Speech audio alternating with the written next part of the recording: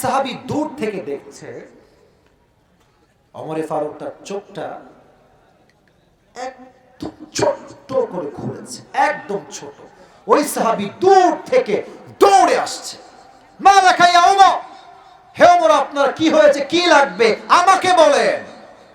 ওমর ফারুক জবান দিয়ে একটা কথাও বলছেন না, একবার কান দেখাচ্ছে আর একবার মুখ দেখায়, একবার কান আর একবার মুখ। এর ইঙ্গিত হলো তুমি তোমার কানটা আমার মুখের কাছে দাও, ইশারা ইঙ্গিতে ফিসফিসে কথা বলবো।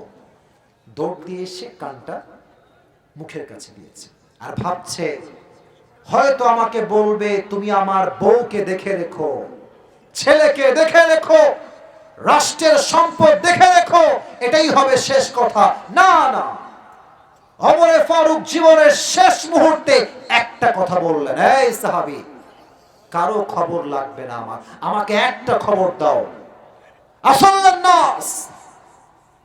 আসাল্লান নাস, সন্তান লাগবে না, বউ লাগবে না, কেউ লাগবে না, আমাকে জাস্ট বলো আমার অজ্ঞান হওয়ার পরে সাহাবীরা আমার যে নামাজের ইমাম আমি ছিলাম এই নামাজটা জামাতের সঙ্গে আদায় করেছে কিনা। এত আস্তে সুবহানাল্লাহ পড়লেন, বলেন সবাই সুবহানাল্লাহ। আরে এটা কোন সাহাবী ভাই, যেই সাহাবী দুনিয়াতেই জান্নাতের টিকিট পেয়েছে। Could you imagine that? সে জান্নাতি সাহাবী, আল্লাহর হাবিব তার হাতে টিকিট দিয়েছে, ওমর আমি জান্নাতে যাব, আমার বাম হাত তোমার হাতে থাকবে, তুমি আমার বামের সাথী হয়ে জান্নাতে প্রবেশ করবে। সুবহানাল্লাহ। সেই সাহাবী জীবনের শেষ মুহূর্তে নামাজকে ভুলে নাই।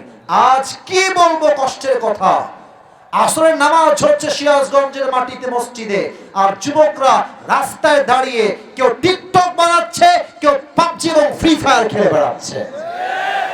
3 নাম্বার, আল্লাহকে পেতে চাইলে নামাজ লাগবে। রাত 12টা বেজে গিয়েছে, এই উঠো না, এই মাঝখানে একজন উঠো না, বসো বসো। 4টা আমল, কোনো ব্যাখ্যা নাই, জাস্ট বলে যাচ্ছি। 1 আত্মার পরিশুদ্ধি, এই মুখস্থ রাখেন। 1 আত্মার পরিশুদ্ধি, 2 নবীর ভালোবাসা, 3 হচ্ছে নামাজ। 4 নাম্বার আব্বা আম্মার দোয়া। অনেক যুবক ভাবো বাপ মা আপন নয়, গার্লফ্রেন্ড আমার আপন মনে হয়। বেটা জায়গা মতো বাস খাইলে বুঝবা আপন আসলে কারে কয়। মেয়েরা কিন্তু পোল্টিবাজি খুব ভালো করতে পারে। আমি সব মেয়েকে এক পাল্লায় মাপছি না, ভালো করে ফেসবুক অবজার্ভ করো, দেখবা মেয়েরা always they look for better option. তারা অলওয়েজ দেখে যে প্রেম তো করলাম এইটার সাথে, ঠিক আছে করার সময় তো প্রেম করেছি, বাট বিয়ে করব তাকে যেটা এটার চাইতে আমার জন্য বেটার অপশন হবে। আমি কথা ভুল বললাম না ঠিক বললাম? বিপদে পড়লে বুঝবা গার্লফ্রেন্ড তোমার আপন নয়, বিপদে একমাত্র বাপ মা ছাড়া কাউকে হারিকেন দিয়ে খুঁজে পাওয়া যায় না। আব্বা আম্মার দোয়া লাগবে। হাদিস কি বলছে?